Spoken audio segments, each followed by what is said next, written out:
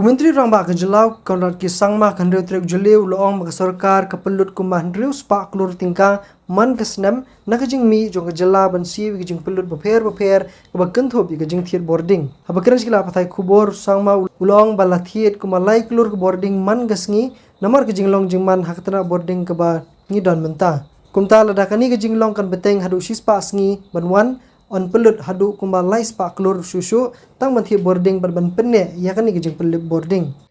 We are purchasing close to 3 crores of power every day, even now, considering the kind of scenario we're facing today.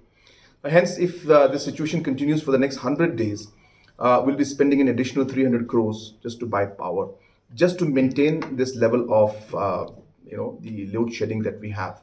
Ulong ru bawa la kani ke jinglong kalong ke juat bahan de ke Sorkar kadang yale ban pinti kena bawa onom pen kiusu iki kinta Pynlut Bording. Ulong ru ba Sorkar kadang wat Kiwei pat kilad na ka benta kana wei ban om ban chu shanya tangi ke hydel project Henry ru ban penmi pat de Kiwei ki rukam penmi Bording. So what we wanted to share with everybody is that it's not that government is not doing anything.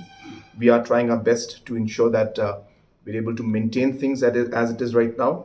And obviously we need the rains to come, and also we are working in the long run, which I've shared with you, that we have to go for other augmenting measures.